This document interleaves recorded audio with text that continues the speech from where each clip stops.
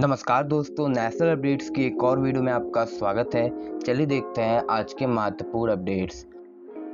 दोस्तों, पहली अपडेट उत्तर प्रदेश से है, जहां वाराणसी सुल्तानपुर हाईवे इसकी 4 लेनिंग पर काम बहुत ही समय पहले से चल रहा है। इसका काम गायत्री प्रोजेक्ट्स कर रही है। इसको कॉन्ट्रैक्ट 2016 में दिया गया था। ये सेक्शन करीब 138 किलोमीटर लंबा है और यहाँ पर अब तक करीब 129 किलोमीटर रोड की 4 लेनिंग का काम पूरा हो चुका है। लेकिन दोस्तों, प्रोजेक्ट डेडलाइन से काफ़ी ज़्यादा लेट हो चुका है, इसलिए गायत्री प्रोजेक्ट्स जो कि यहाँ पर 4 लेनिंग का काम कर रही है, उसने NHAI से प्रोजेक्ट के डेवलपमेंट के लिए एक्स्ट्रा टाइम मांगा है, करीब अक्टूबर 2021 तक। और उसने कहा है कि अगर इसको ये नई डेडलाइन दे दी जाएगी तो ये यहाँ पर 4 लेनिंग का काम पूरा कर देगी और इसके बाद NHAI को लैंड और हाईवे हैंड ओवर कर देगी। दोस्तों, नेक्स्ट अपडेट फ्लिपकार्ट से है, जहाँ दोस्तों इंडिया के अंदर लीडिंग ई कॉमर्स फ्लिपकार्ट इन्होंने अनाउंस किया है कि इन्होंने तेलंगाना की गवर्नमेंट के साथ पार्टनरशिप की है, जिसके तहत फ्लिपकार्ट यहाँ पर ड्रोन सर्विस तेलंगाना के अंदर प्रोवाइड करेगी और इसके तहत ये यहाँ पर मेडिकल सप्लाईज तेलंगाना के रिमोट एरिया में भेजा जाएगा। ये एक इनिशिएटिव है फ्लिपकार्ट का, जिसका नाम है medicine from the sky. Flipkart ने कहा है कि हम यहाँ पर geo making, rating of shipment, track and trace of location जैसी टेक्नोलॉजीज डेवलप कर ली है। इन टेक्नोलॉजीज के कॉम्बिनेशन से ड्रोन से डिलीवरी कर सकेंगे। दोस्तों, आपको बता दें कि सिर्फ फ्लिपकार्ट ही नहीं, भारत के अंदर भी ऐसे स्टार्टअप्स हैं जो इस टेक्नोलॉजी पर काम कर रहे हैं। और आपको बता दें कि भारत का एक बेंगलुरु बेस्ड स्टार्टअप है जिसका नाम डोंजो है, ये भी जल्द ही मेडिकल सप्लाईज ड्रोन के जरिए शुरू करेगा। दोस्तों, नेक्स्ट अपडेट उदयपुर राजस्थान से है, जहां दोस्तों सेंट्रल गवर्नमेंट ने स्मार्ट सिटी की ऑनलाइन रैंकिंग जारी की थी, जिसमें राजस्थान की उदयपुर सिटी 8वें स्थान पे है। राजस्थान सरकार PPP मॉडल के तहत यहाँ पर प्रोजेक्ट्स को डेवलप कर रही है। इसके अलावा यहाँ पर Damodar ropeway and infrastructure limited 20 crore की इन्वेस्टमेंट करेगा और उदयपुर के अंदर रोपवे प्रोजेक्ट चलाएगा। इन रोपवे प्रोजेक्ट्स को 2022 के एंड तक पूरा कर लिया जाएगा। दोस्तों, कंपनी ने कहा है कि हमने 2 प्रोमिनेंट लोकेशंस को आइडेंटिफाई किया है जहाँ पर हम डेवलपमेंट करेंगे। पहला फतेह सागर लेक से एंशिएंट टेम्पल निमाच माता, जो कि पहाड़ों में लोकेटेड है, यहाँ तक है। करीब यहाँ पर 430 मीटर लंबा रोपवे डेवलप किया जाएगा। उसके अलावा SCERT हॉस्टल से फतेह सागर लेक तक यहाँ के एंड तक रोपवे डेवलप किया जाएगा। तो ये 2 लोकेशन इन्होंने आइडेंटिफाई की है। दोस्तों, ये कंपनी भारत के अंदर करीब 4 दशकों से रोपवेज का डेवलपमेंट कर रही है। ये गवर्नमेंट के मेक इन इंडिया इनिशिएटिव को भी सपोर्ट कर रही है।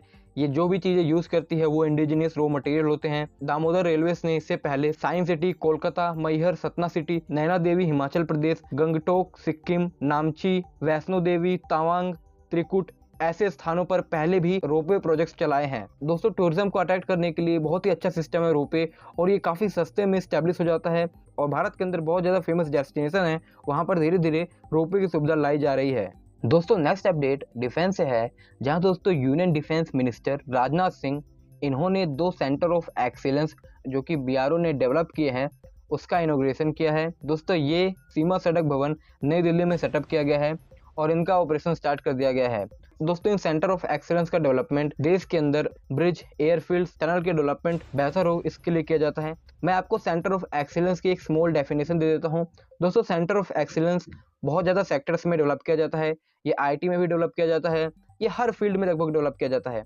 और इसके डेवलप करने का जो मेन रीज़न होता है, ये एक रिसर्च एंड डेवलपमेंट देता है। किसी भी प्रोजेक्ट के लिए जो भी चलाया जाना होता है, एक अच्छा एनालिसिस यहाँ पर तैयार होता है और उसके बाद इसको ग्राउंड फील्ड पे डेवलप किया जाता है। यहाँ पर रिसर्चर्स वगैरह लगे रहते हैं।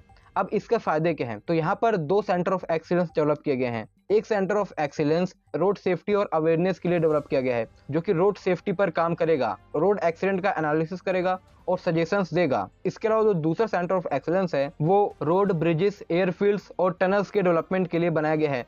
अब दोस्तों, ये जो है BRO ने डेवलप किया है और BRO कहाँ पर रोड्स बनाता है? ये बॉर्डर के एरिया में रोड्स बनाता है, जो कि आर्मी के लिए जरूरी होते हैं।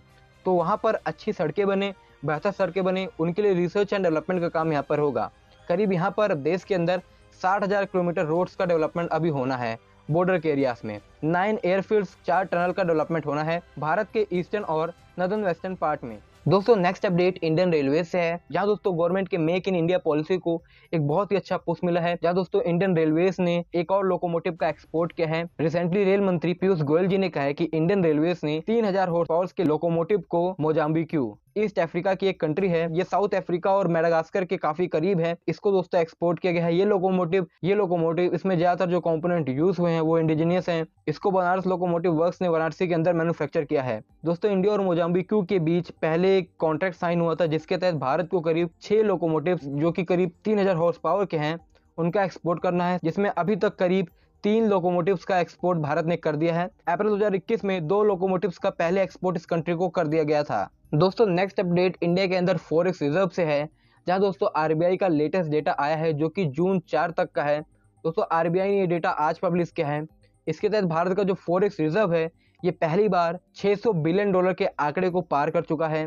लगभग दोस्तों भारत ने 4 जून के पहले वाले वीक में $6,842 बिलियन की फॉरेक्स रिजर्व ऐड की है, और इसी के साथ भारत का जो फॉरेक्स रिजर्व है वो जून 4 तक $605.008 बिलियन हो चुका है। दोस्तों वर्ल्ड के डेटा की बात करें तो अभी टॉप पर चाइना है, और दूसरे स्थान पर जापान बरकरार है, और तीसरे स्थान पर स्विट्जरलैंड है। चौथे स्थान पर रसिया है, जिसका फॉरेक्स रिजर्व करीब $605.200 बिलियन है। करीब रसिया को पिछले वीक में $700 मिलियन के फॉरेक्स रिजर्व का घाटा हुआ था।